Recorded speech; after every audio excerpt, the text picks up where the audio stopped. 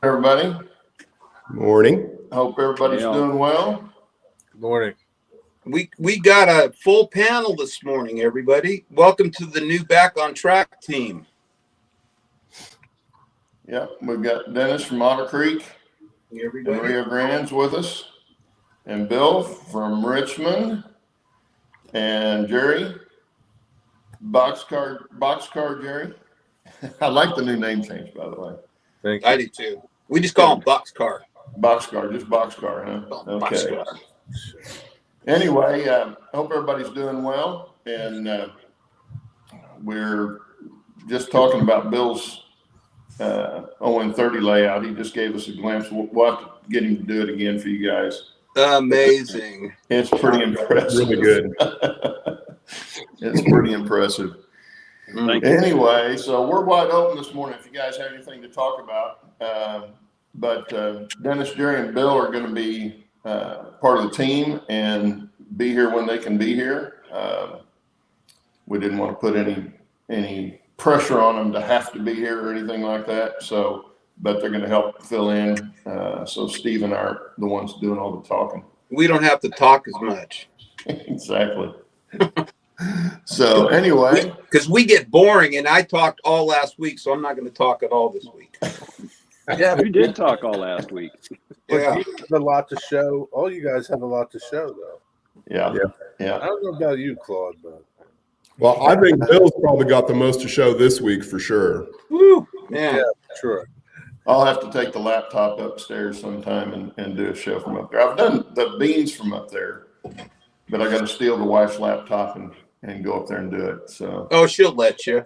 oh yeah, she doesn't mind. She'll let you. But anyway, so anyway, Bill, why don't you continue with what you were telling us about how you're going to have to move that thing when it comes time? Yeah, I'll do a camera pan again, like we did a little bit earlier, just so we can show everything. So, those that watch my channel, you've seen, I've got a backdrop that I put on the last video. Well, I have like 2 or 3 other videos already made. I just haven't posted them yet. So I've got a little bit farther. Kind of show where I'm at on the ON30 part. You can see the backdrop is painted. And then we get up here and I've planted some of the scratch-built trees that I've been making for the O-scale and ON30 layouts. And in the past couple of videos, I was talking about the tunnel portals in the backdrop, and I think I've done reasonably well hiding them. You don't see it from most views unless you're looking straight down the track.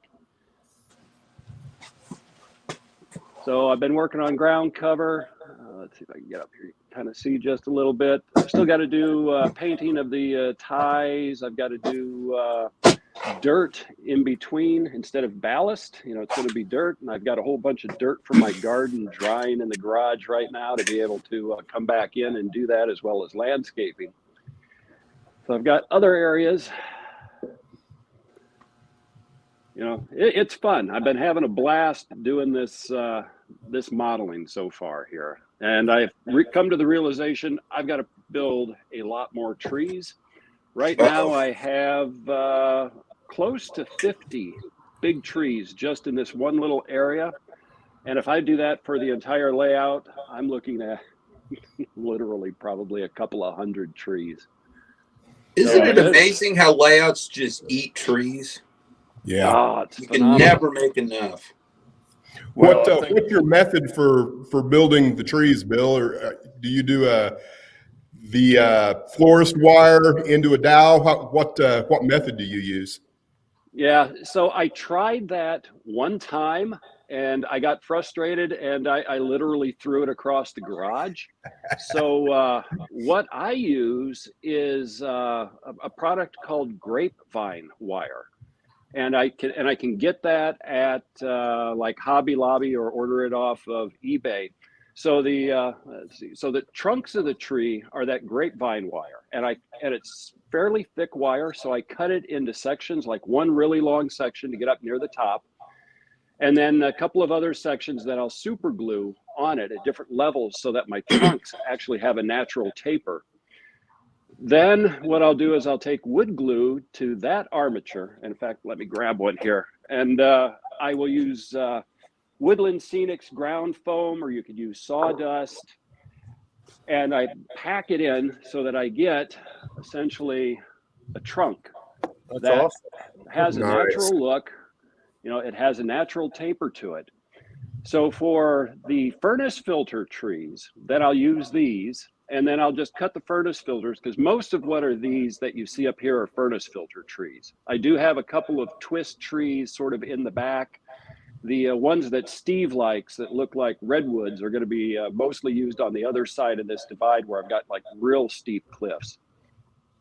So I'll take the furnace filter and I'll cut it to size and then just kind of slide it on, super glue it, you know, where the spacing looks good.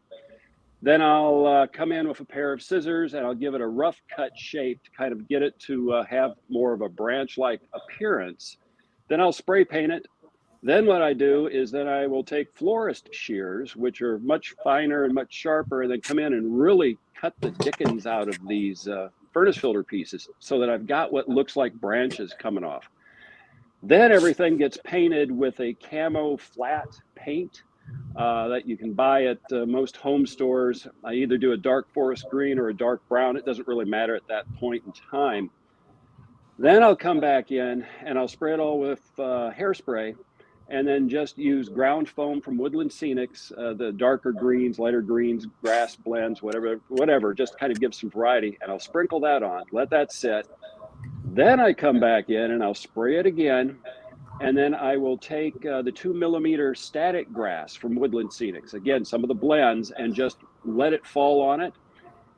You don't have to use the charge on a static applicator. You can just let it fall naturally, and it will give you a nice texture on the branches so that it looks like you have needles on them. So the combination gives you a decent looking tree. Yeah. What's the length of Fantastic. static grass? 2 millimeters. 2 millimeter. Yeah, the smallest that I've been able to get anyway. And that works pretty good. And it works good in all scales at that size. So for the O scale trees, it looks really good. And I've done it on some of the N scale stuff as well. And the HO scale, the few trees that I've made for that. And the 2 millimeter just looks good for the stuff on the pine trees. So, Bill, are you doing these in production, like mass producing them, or one at a time? When I do them, I mass produce them. And I haven't done any. Actually, these are trees that I made last year before I had back surgery. I couldn't do much walking, so I was just making a whole bunch of trees. But when I sit down and do these, I'll whip up a batch of maybe 15 to 20 trunks at a time. You know, I'll just do an assembly line.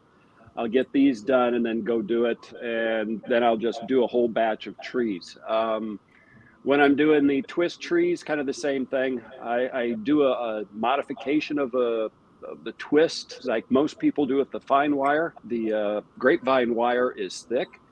So I put that in and I just sort of lock it into a point with the wires coming down, 2 wires, use rope, put it in between. When I get down near the base on those trees, I'll clamp it so that the trunk doesn't twist, and I'm only twisting the part that has the rope twine in it. Cut those, paint, do the same thing so that I get that shape.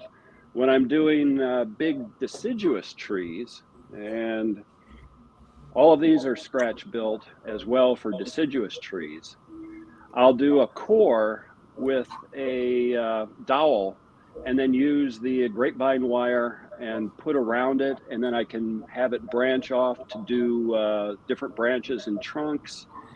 And on those, as well as on the tops of the big pine trees, I put in a toothpick or a little skewer at the top, and actually this one has it on it.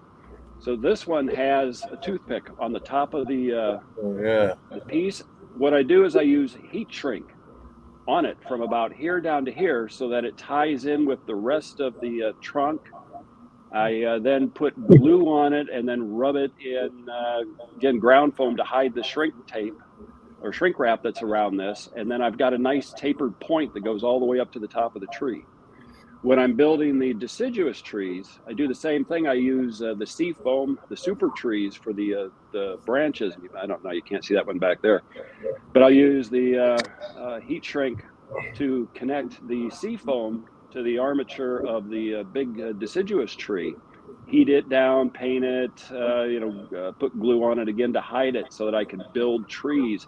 And it's really economical and it's quick actually to build it once you get in the habit of knowing what you're doing with it. So And they look pretty good.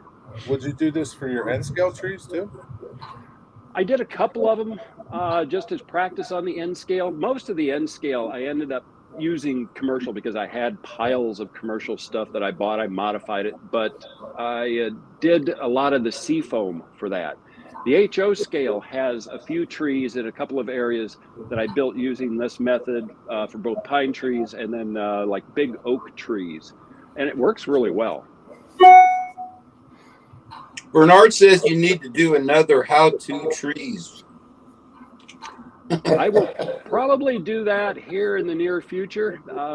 Like I said, I've got a few more that I've got to use. You can kind of see them up there on the shelf. Probably about another 50 trees up there that I'll work and rework to get them up to the way I want them. And then I will probably do another one on trees, just kind of show how I've refined the technique over the past year, because the more I've done on them, the happier I am with the results. Yeah, they look really good. You did a great job hiding the track going into the divide between the sections with those trees in front. That's a great transition. Yeah, that hides it well, and it will look even better once I do the other side, because the other side I will do similar. So I'll have trees that'll be on the other side wherever possible. So even looking through the trees, and again, I don't know if you can see it through the camera, you can kind of see the other layout vaguely through there, but that will be hidden by trees from the other side of the layout. So yeah, it should all blend in and disappear for the most part, so that you're not knowing that you're looking at a transition between one side to the other. Yeah, that's pretty cool. Yeah, which is what I wanted. I wanted it so that when I do take this to a show, that it forces people to walk completely around the layout, because you're not able to see what's going on the other side. And on the other side is going to be some extremely steep cliffs, and that's where the O scale trains will be running along that section of the layout, as well as in the ON30 on some, tall, precarious cliffs that'll be over on that side. Should look pretty cool when I'm done. Yeah. What are the overall dimensions of the module, give or take?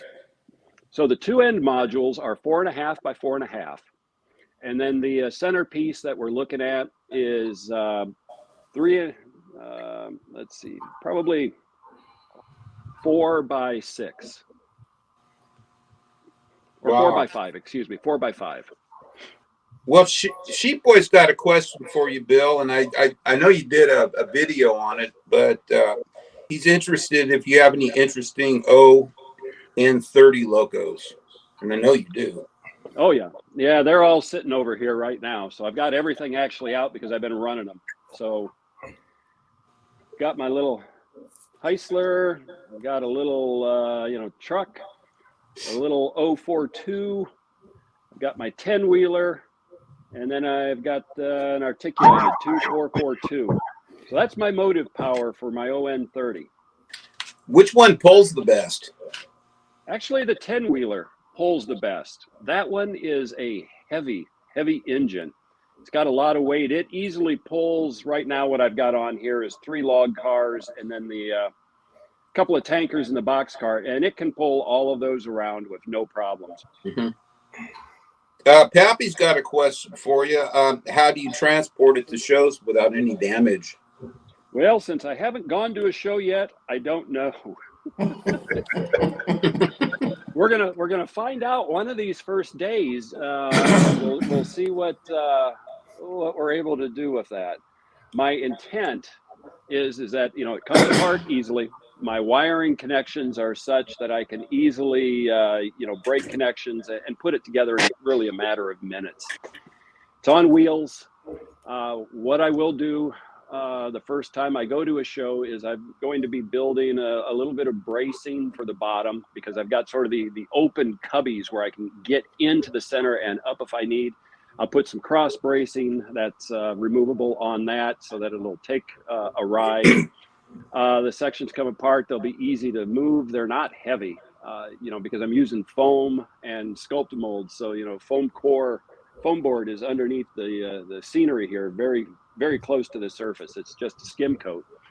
So I'll use some pool noodles on the ends that have the track, so that on the framing, so that I have sort of bumpers to keep them from damaging track or anything that goes. And then I will use a U-Haul, like a small truck or trailer that I can get all three pieces in, and I've got enough headroom. Because the top of the scenic divide is roughly about 6.5 feet from top to the floor. So it should be able to get in most of those, but it'll definitely go in an enclosed trailer whenever I do take it to a show. And then it gives me an excuse later on, if I like doing that, and I retire in about 1.5 years or so, that I buy one and tell the wife after the fact. Smart Well, man. the old saying, forgiveness is easier to get than permission. Yeah, that's kind of my thought. She already knows that's kind of what my intent is, and she'll help me. She'll be there with me. She doesn't do anything with the layout, but she does think it looks pretty cool. So she's supportive. And again, like we've talked before, any time of the day I'm not in the house, I'm either out in the yard or I'm in the garage. She knows where I'm at, so Yeah. I can do a lot with it. Well, especially since you've got her car outside. So Yeah, it's sitting right next to mine, so she can't say that I'm being prejudiced against her car, because mine sits right there too all year round. So Steve had a question. Is it floral wire, or he can't find grapevine wire? Oh. So give me a second. Let me pull what I've got here. Maybe it's the gauge of the wire. Yeah, I did a quick search as well, and I didn't try really hard, but I didn't see anything that pulled up as grapevine wire. While Bill's doing that, I got 2 questions for our new members, and they can answer whenever they want. Jerry, how are you coming on your layout? Because I know you got your little guy, and what have you done lately on yours, Dennis? So those you can answer those when Bill's done. I'm pretty. I haven't done nothing. You haven't done nothing. Nothing. No. Well, that's easy. Yeah. So this is what I What get. does it actually look like, Bill? Can you show us a piece that hasn't been? Oh, okay. I know what you're talking about. It's what they used to make wreaths with. Yes, The exactly. grapevine And I presume it has a flexible metal core. Yep, it's got a nice metal core to it. It's fairly stiff, so that's even you can better. take this and cut it. So yeah, it forms well. And then you just super glue it together, and you can make all kinds of things out of this, and it gives that sort of nice texture even after you put ground foam on it, using and I use carpenter's glue because it's tackier, it stays and it sticks to it better. And you just put it on and rub it in, and you know what? The defects make it look like a real tree trunk. So Bill, that's one thing about making anything natural that you want to be natural, is to not make it perfect. The less even it is, the better it looks. Yeah. And you don't have to work at it to give it a nice texture. It's got a nice texture all on its own. You just have to be judicious with where you place your glue, and then use your ground foam, and it gives it a bark texture naturally. It works really well. Now, you got that at Hobby Lobby? Yep, I got this at Hobby Lobby, and I have got it off of eBay from actually England when I first found it. So it's kind of hard to find, but Hobby Lobby has this in their floral section, and I went and I bought like 4 of these a few days ago because I knew I was going to need more. That comes in this color, and it comes in sort of a tan color, which color doesn't make any difference, because at the end of the process, you give it a spray paint coat anyway to get it to what you want it to look like. Well, and Michael's stores might have that too. They're kind of like a Hobby Lobby if anybody they has probably those do. around. Yeah. It's fairly common, just manufacturers' names vary by what the product is, so it's kind of hard to find. But if you go into Hobby Lobby, look in their floral section, in the area, at least at Hobby Lobby, where they have like their styrofoam that you can stick plants into, it's usually in that same aisle. So you'll be able to find it. That's Yeah, I've got to get some of that. Smart. Yeah. That's Well, cool. the other thing I was going to say is you can't, when you're making trees, you never have enough. Because what we don't realize is how many trees are at, when we look at, say, a side of a mountain that's got trees on it, we don't realize how many trees there really are there. Yeah. Yeah. And then you Well, I think start a good making them rule one of by thumb one is- and putting them on the layout, and you go, this still A good- doesn't look right. It's not, it's not dense enough. And in fact, on mine, I found that it was hard to get trees in. If I didn't start from the back and move forward, I couldn't get trees in close enough to each other because I couldn't get them in there. What I found is that figure out how many trees you think you're going to need and make 5 times that. Exactly. Pretty good starting point.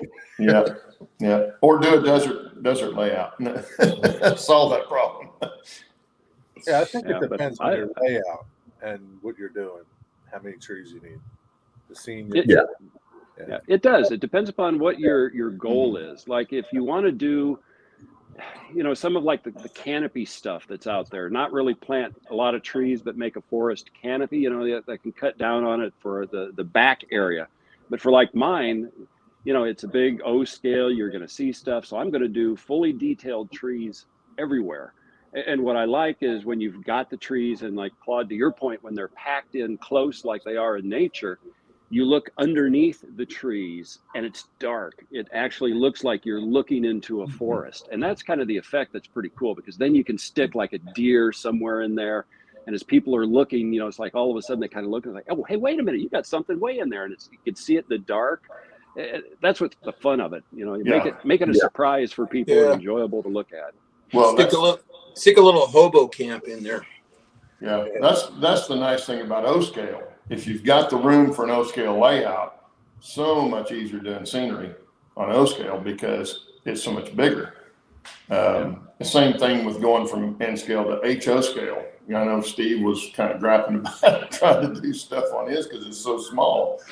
And I kind of find the same thing here lately. I've been doing a lot of scenery, so trying to get some of the stuff to look right is not really all that easy, because you put something in thinking, oh, that's going to be the right size, and you set it down next to whatever you're putting it in, it's way too big or it's way too small, or so it's perspective is real tough sometimes on the smaller it is. I think the tendency with trees, I think we tend to make our trees probably smaller than they need to be, even in the HO, because if you really take a look at trees in relationship to the size of a train, a lot of them are just much bigger than the train itself, but we tend to keep our trees to like 4 to 8 inches or whatever in HO anyway. And you could go probably twice that big and still be effectively modeling reality. Yeah. Now, I got lazy with mine and went with Woodland Scenics, and their pine tree armatures, their tallest ones are only like 8 inches tall. Now, they look really big when you put them next to one of their 4-inch, but when you stick them next to your train, they're really not that big. They're more of an average sized pine tree. I wish I'd have gone Bill's direction before I started with the Woodland Scenics, but I'll probably continue with those now. Yeah. Now, Dennis, your layout, how many trees do you have on yours? I don't remember. Are you very forested on yours? I don't know. I probably got 20 or so. I wouldn't say I'm very forested. I got a little river scene, where I tried to pack some trees in there, and I've got another couple little areas where I think I've got 3 in one area, 5 in another, just to kind of give a impression of some trees that blends in with the backdrop. Any plans to add more? Probably not to this section anyway. Now, the larger layout, I'm going to do like Bill. I plan on making the vast majority of my trees will be handmade. I just got to figure out a way that's why I was curious about his trees, to mass produce them and still have a really good looking tree that makes a convincing forest, because I don't want to do anything that that looks like it's mass produced, I guess. So I have a question for Bill. Your all your different layouts that you have are, how do you get your ideas for them? Do you see these somewhere, and how do you come up with these ideas? You know, it's a good question, and I don't see the areas that I'm modeling. It's just I have an idea in my head, and I walk and talk myself through what I'm doing. As you know, you see in my videos, and Claude, you pointed out, like, and I think in one of them that I had, my vision. It's like I know what I want to do, and then it's how to get from point A to point B. Yeah. So like with the different layouts, the HO scale started as a pure switching layout because that's what I wanted. So I wanted to get away from the 4x8, caboose chasing engine type layout, and just have it be essentially a yard, an industrial area, for switching. And that worked out really well. And the layout, I'm very happy with it. The N scale I built because I wanted to actually watch trains run complete and run around a long loop, so that I could sit back and have coffee and not have to touch the controls and just watch them go through scenery. So that one, had a purpose, and I also wanted some mountains, a bunch of bridges, and a little area for switching and an engine yard. So I've got essentially my staging yard is a visible staging yard on that train. I'm imagining it as a connecting point where maybe motive power will be switched out and serviced. Trains pull onto the staging area, and then they depart heading for other points on the imaginary world of that layout. The O scale, I had bought a Bachmann O scale engine because it was on clearance from Train World, and I thought I was just going to display it. Well, that didn't last very long. That's exactly how I got into HON. Yeah, started buying more and more Yep. and more, and then on eBay I was like, oh hey, here's some O scale 2-rail that's on sale from Atlas. Older stuff. It's like, yeah, I'll buy it. I'll bid on it, and I get it, and I bring it. So, for the ON30 and the O scale, for the O scale, I wanted to just have a train run because I was thinking this one would be a show layout. I would use the other two layouts to get practice on how I did for construction techniques and, being able to break things apart and make them so that it works. So the O scale is just for fun to run around, and then, a pure mountain type layout with, dramatic scenery, gorges, cliffs. And then the ON30, still, it just runs. I can do a very small amount of switching on the ON30, but for the most part, it's designed to just have trains running through mountain scenery, running through trees. And I'll do some sketches, but most of it's just freehand work. I have an idea of what I want to do, so I take the equipment that I've got and start just kind of laying it out, looking at different arrangements, finding one that works and appeals to what I want to do, and then I build it, and then I go from there. Any plans on getting any more O scale motive power? Eventually, yes. I do have more than what I've got. So I do have, an F7. Actually, I've got a couple. I've got the Pennsylvania, and I've got Burlington Northern that I picked up at an eBay auction. I've got the 10-wheeler, the Casey Jones, that runs really well. And then I bought another Casey Jones, a complete kit with the motorizing kit that one of these days I'll put together. So I'll have two of those. I've got a couple of small O-scale switch engines, again, from River Rossi, the old stuff, AHM, from, long ago, which they all run, and they'll all be able to run on the layout. So I'm not going to get too much O-scale stuff. I need to get a couple of cabooses, just so my trains from the 1950s are running with cabooses, which right now I'm just running them dead end. But not get too much on the O scale, not get too much more on the ON30 either. I've got a bunch of stuff that's still up on the shelves over there that I haven't brought down, like logging camp cars, bunk car, saw, sharpening car, some stuff that I'll put on the siding where I'm going to have a logging camp, starting up.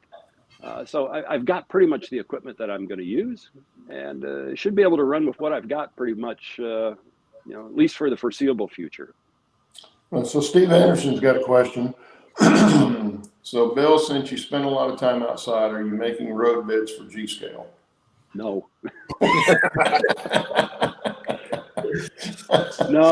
No, the outside, I had thought about it a long time ago, and it's like, no, I just enjoy the yard the way the yard is. I want to go out there, not necessarily trains, but just garden and just kind of sit and relax. I'll keep the trains inside. You need a break. You need a break from the trains. Yeah. Well, the other Bernard thing wants is, to know how much is DC or DCC. So the ON30 is DCC. So I got a what was it, MRC Prodigy off eBay for a pack, and that works really great. The O scale is all old equipment. That's just DC. So I've got packs all powered up on that. That'll just run, and again, nice and smooth around the loops. My HO scale is all DC. A lot of old equipment that I've had for many, many, many years went into building that layout. Equipment, buildings, and a whole bunch of other stuff. So I just stayed DC with that one. The N scale is DCC. So everything on that one is DCC, and, a few sound equipped locos, just a combination. So I have two questions. First, all this is in your garage. All this is in the garage. Here, let's. This is a smaller. This is actually a smaller 2-stall garage. It's not a big one, but let's go on a tour. I think they have a model railroad support group for you, Bill. I might have to do that. So you can see here's the overall for the ON30. Up here is where I store my backdrops for the N scale and the HO scale. So I've got that elevated. Come on over here. Here is dirt from my garden drying for scenery on the O scale. Everything over on here will be scenic on the O scale. Then here's my HO scale layout. And then we kind of go over here, and then here's where I've got the N scale layout. Now, everything is on wheels. That's what makes it workable in the garage, because I can move everything easily just by myself, because everything's on casters. The supporting bench work, I'm using like chair glide casters on the HO and N scale layouts, and then I'm using more industrial casters on the O scale. But, I don't have much room left, but I can get everything in here. that's the point where my wife would have me committed right there. Yeah. Well, I had some looks, but you can see, it's easy to move. Everything's, I can move all of them, so I can move the O scale layout over here, and I'm still got to get rid of some stuff over here. I got a lot of stuff in here because I'm doing construction. I still got to get rid of that shaper. But then everything else just kind of will slide out, and I'll have enough room that I can actually operate all three of them at the same time if I want. And I'm going to do that one of these days. I'll be able to put the O scale layout over here, put it on auto, and because I don't worry about the track work, and the O and the ON30 will run. I can bring the HO scale out, connect it up, which is a quick connection in the middle.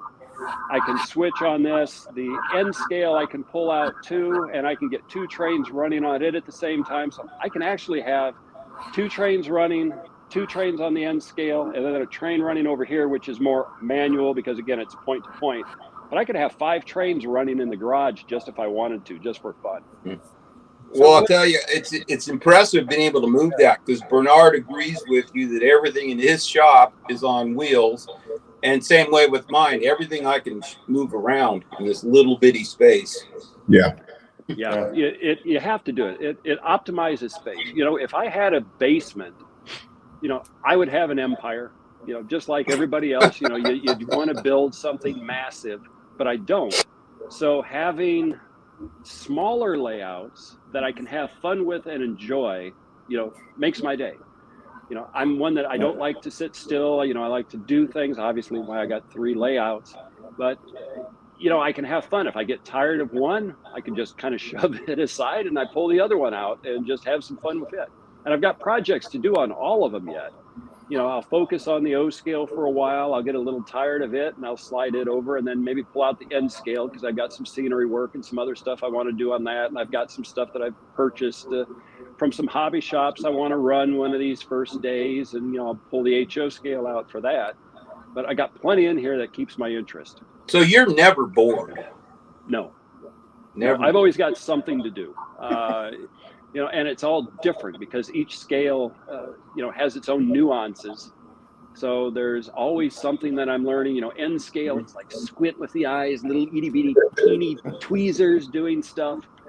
And O scale is like, I don't have to do that. So I just can easily see what I'm doing, and I can cover big swaths of areas for scenery very, very quickly in O scale. So as you're going with all these scales, do you find you like one more than the other? I find that the one that I'm working on at the time is the one that I like the best. And it sounds kind of funny because, I moved this layout over to the side for a few days, and, I pulled out the HO scale and I've had fun on it. My eyes are showing me at this point in time that the O scale is probably the direction I'm going to go within the next 10, 15 years. Just because I can see everything a lot better. And then the hands are not quite as steady as they used to be when I was younger, and I can manipulate the bigger stuff a lot easier than the N scale.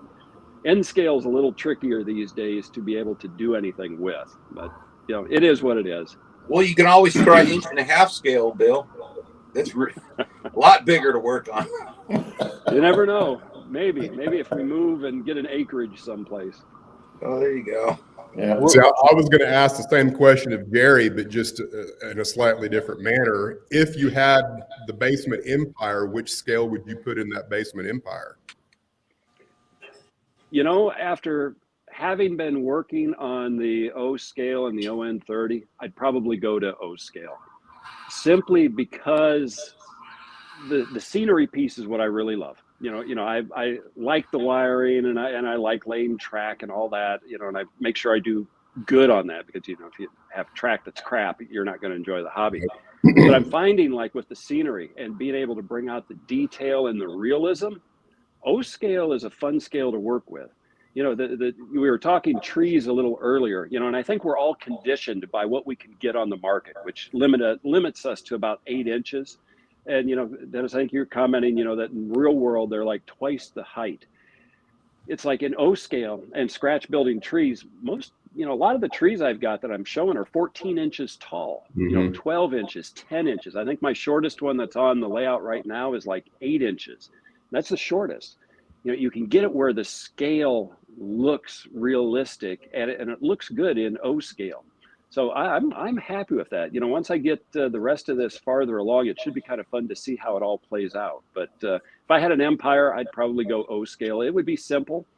It would, large loops, be able to run big trains, some switching, but just going through a lot of, like, the West Virginia, Pennsylvania type mountain scenery just to watch trains roll through some really cool areas.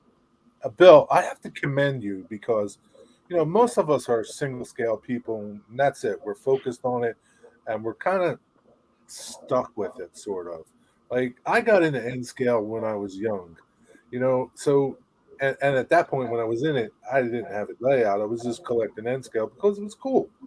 So I'm kind of like, in my head, I'm stuck there. And I see that I don't need to be stuck there. I don't need just, this is what I got, and this is what I'm going to deal with. I can change. So, and like I said, most of us are stuck with a scale, but you ventured out to other scales to figure out which one you like the best. Yeah, and to do different things. And I was the exact same way as you were, Jerry. Not that long ago, actually, because I had HO scale when I was a kid, and I still got some of my HO scale stuff from when I was a teenager, and it still works. But I'd accumulated HO scale stuff thinking I was going to have a basement empire one day. So I've got, like, totes of HO scale stuff still up there that hasn't seen the light of day and probably never will. But I also had an N scale layout at one time, and I had a tote of some N scale. So, when I started getting back into the hobby, it's like, okay, HO, I've got all kinds of HO, I'm going to do HO. I get in it and I'm enjoying what I'm doing with HO, but then it's like, well, I got some N scale. Maybe I should do a little N scale. And then that grew into a 3x15 foot layout. And then, it's like, well, O scale is fun to experiment with. And, and it grew into this layout. It's not like I've got massive amounts of equipment for each scale that I'm not using, except for HO. I got a lot of HO. So you can divest and get into different scales and have fun with it and do different things with it. Again, HO for me, switching N scales for long runs. And then this one for the O is, a nice run of the O scale, but for the ON30, just going through mountains and forests. And if you got the space in a garage, condensing layouts, making smaller layouts, but with a theme that you want it to be, is actually very effective. You don't have to have a huge space to have a layout that runs well and looks great. No, you're proof of that. Yeah. I got into N scale for what John Tanzillo was talking about, because you can make huge layouts. But maybe a huge layout isn't the answer. It's, I don't know. It's Pappy said too. Chad Godwin said you work with the space you have, but the space that you have there doesn't look like it takes up much more than the space your N scale layout takes up. Yeah, it doesn't. This one is actually smaller than the N scale layout. So the N scale layout's 15 feet. This is like 14 feet long. So this one's smaller. It's just a little wider. The HO scale is the big one. That's, 2 4x8 mobile sections. So that's 4x16 when put together. And then I've got a little off staging yard that I built for that one as well. But, if you've even got a single stall garage, you could conceivably do 2 scales in a single stall garage, just depending upon what you want to do. Yeah.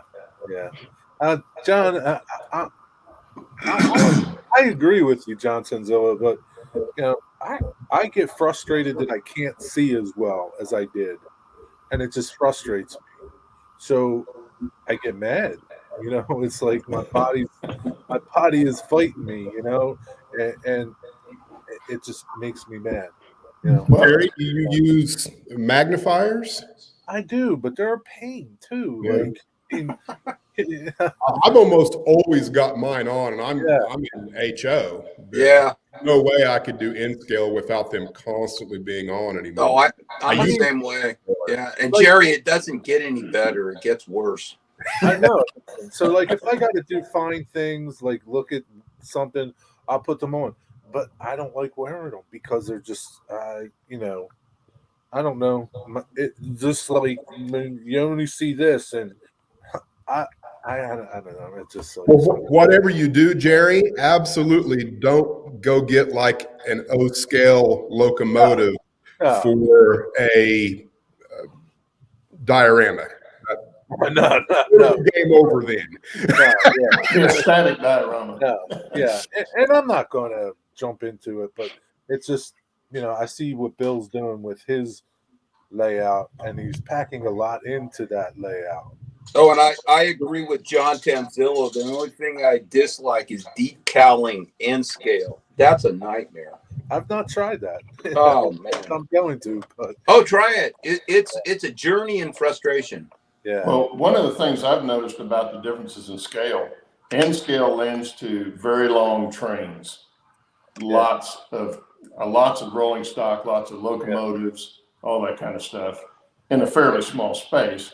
Yeah. The same space, HO, you get a little bit bigger, you can do a little bit more detail, but your scenery starts expanding also.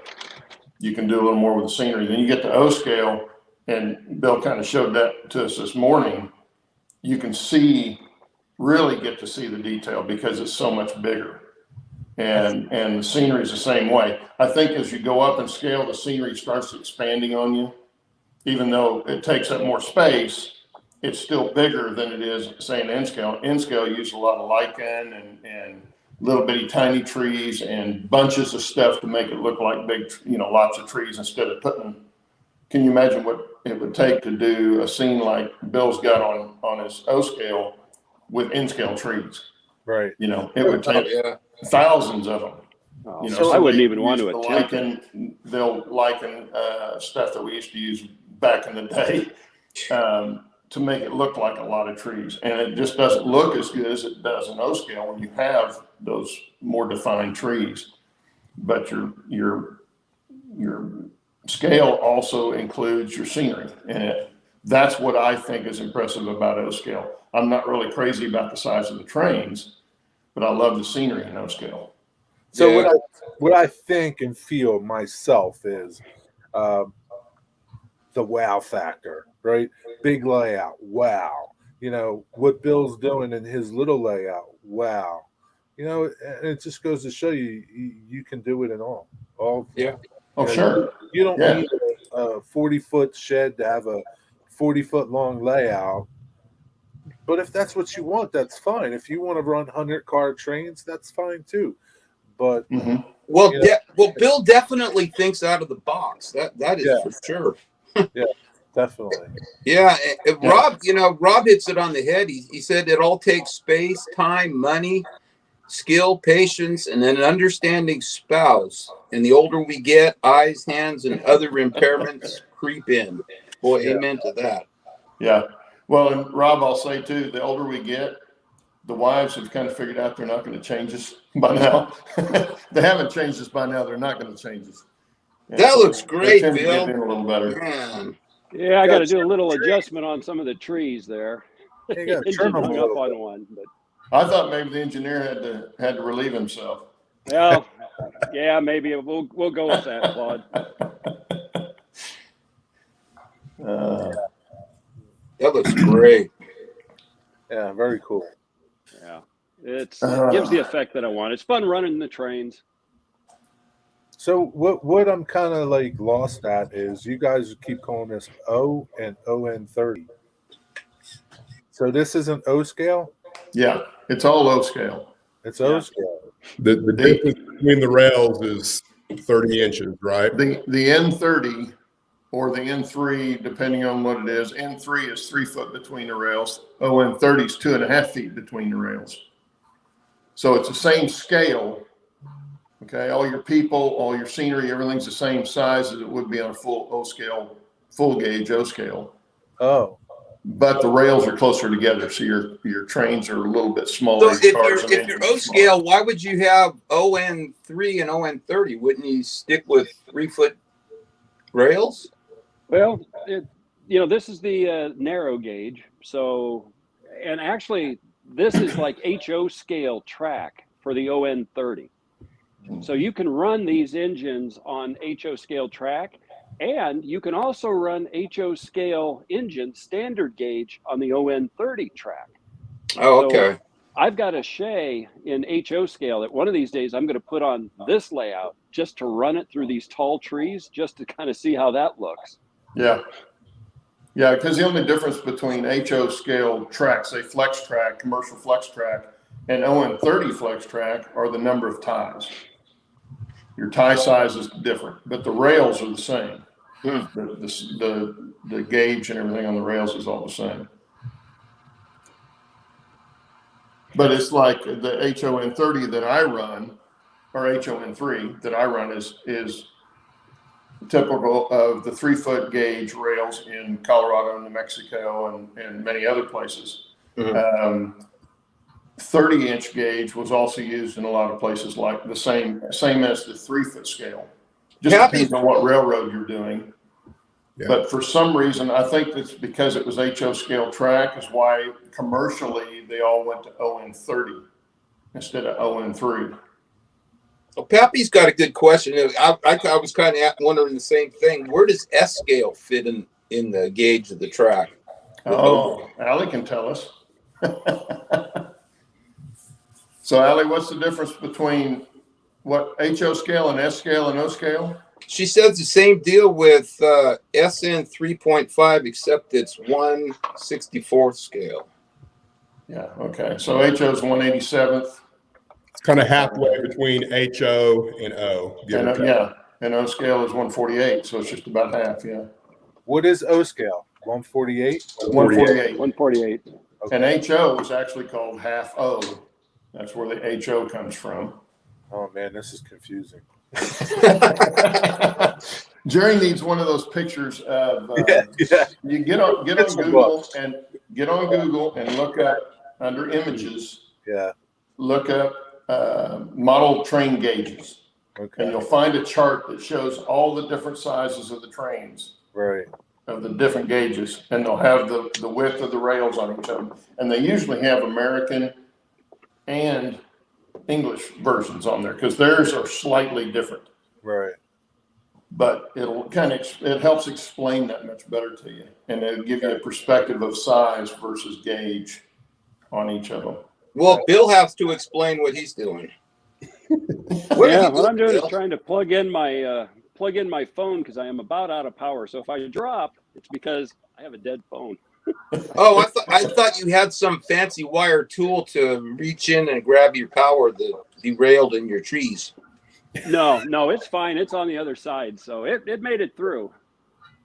All right, now I'm just trying to make sure I got some power to at least finish the show before I drop.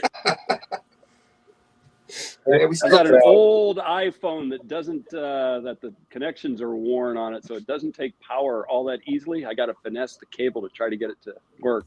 So if I drop, it's because I'm out of power.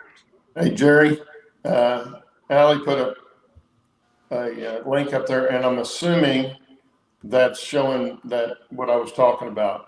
I don't know for sure, but I'm sure there's probably a picture in that shows what I was talking about.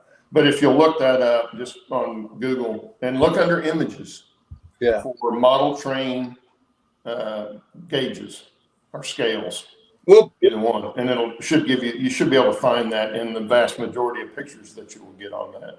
Bill, Happy Valley Hobbies is asking, is your O scale P48 or OW5? Which I have no idea what that means. Proto 48. No. What it is I got a good deal on eBay for old Atlas sectional track and Atlas flex track. So whatever that is, Atlas 2 scale, probably from the 1970s and 80s, and that's what I'm using for the O scale portion of this. Yeah, that Proto 48 is that's some serious modeling right there. Yeah. They're going for prototypical everything. And I've seen I've seen a layout like that, or a small show layout that was that, and it is very impressive. But there's so much of it you have to scratch build. Yeah. I mean, engines, everything, because trucks, wheels, all that stuff. They're starting to come out with more and more commercially, but it's still, if you think HOM3 is hard to find, Proto 48 is even harder. So here's another question, Bill, and it's only because, Bill, you're into all scales. What scale is more affordable that you found?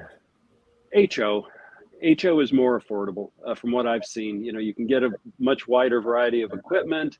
There's all kinds of stuff that's out there. There's an abundant supply of older materials that are still good, that even if they don't look that great, like kits, you can kit bash and you can make them look good. Right. The O scale equipment, since COVID hit, on eBay, the prices have just gone crazy. Same thing for the ON30. A lot of my engines I got for like $60-$70 off of Train World. Now double that on even their clearance prices, and on eBay like $200-$250 an engine, and where you could have got them for $70, $80, $90 a couple of years back. So an N scale is not too bad, except if you buy brand new stuff off of like N scale, like new cars, it's like the prices are just crazy. Yeah. Is the O scale because it's in demand and people like it, want it? I think it's because model railroading in general is in demand again. I think we've seen a resurgence, and just people are buying all kinds of different equipment that's out there. Well, stuff on eBay is.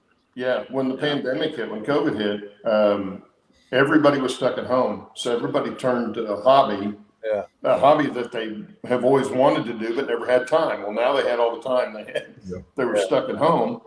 So that's what kind of started that, because that's when I noticed the prices on eBay starting to go nuts on trains. But it wasn't just trains. If you went to Hobby Lobby or someplace, they were out of all kinds of stuff because people bought all this stuff to take home. Same thing with the pool. We put a pool in, they did over 100,000 pools nationwide last year. Not the company we had, but overall. Yeah. And that's like tenfold what they normally do in a year. Wow. Pool companies. So, but it was because everybody was stuck at home and they wanted something they could do there without having to go out like we've been accustomed to doing and getting our entertainment. So maybe once everything goes back to normal, all these things will go that people bought. Maybe not. I have seen some train stuff come down. I actually saw popping up and be cheaper. Yeah, I actually saw a Blackstone HON3 logo yesterday for just over $500. Yeah, it's kind of and like if I didn't already have that exact logo, I might have considered it. But It wasn't up for auction. It might have been. It might have been. I don't know. I don't remember now because I didn't pay that much attention to it because I already had them. But and I'm not in the market for another loco. I've got plenty of locos. But yeah, some of the stuff has just gone off the rails. Most of the Blackstone stuff is $700-800 now, and of course they're out of production. Right. So you got to buy it from somebody that's got one, and it's really driven the price up. I got all mine for right at $400 or less. Yeah, me too. I lucked out and got everything pre-COVID. Yeah, which was less than retail was originally when they came out. Yeah. I'm glad I did that now. I was thinking I was kind of crazy buying all that stuff before I had a layout, but yeah, you can sell now and make a sizable profit, on your investment at this point. Yeah. And it's what I told the son. I said, it's going to be your problem to get rid of all of it when I'm gone. So I kind of liken it to baseball cards, right? Years ago, I used to collect baseball cards, right?